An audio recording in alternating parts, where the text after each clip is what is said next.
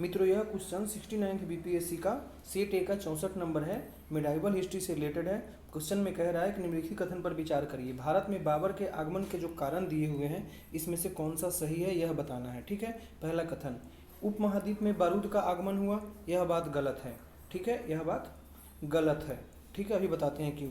क्षेत्र की वास्तुकला में मेहराब और गुंबद का परिचय हुआ, यह भी गलत है। ठीक है, प्रदेश में तैमूरिद राजवंश की स्थापना हुई, यह बात सही है। युद्ध में तोपों की शुरुआत हुई, यह भी बात सही है। अब इसका आंसर कौन हो जाएगा, 3 और 4, क्योंकि सही पूछ रहा है। ठीक है, अब देखिए ये 1 और 2 कैसे गलत है। चूँकि बाबर कब आया था, बाबर तो 16वीं शताब्दी की बात हो गई। ठीक है, लेकिन उसके पहले क्या हुआ, 1400 समथिंग ईस्वी में, मतलब 15वीं शताब्दी में ही बारूद का प्रयोग किया गया था। कब, जब मोहम्मद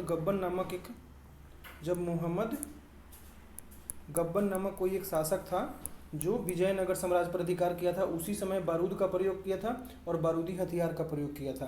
तो यह कथन गलत हो गया क्योंकि यह बाबर से पहले हो चुका था। ठीक है, दूसरा कथन देखिए, क्षेत्र की वास्तुकला में मेहराब और गुंबद का परिचय हुआ, यह भी बात गलत है।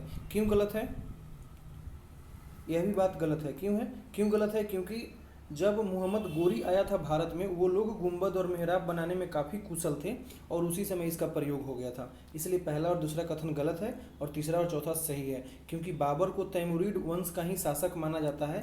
जब भारत में मुगल साम्राज्य की स्थापना हुई तो उस समय वह तैमूरिद का ही शासक था।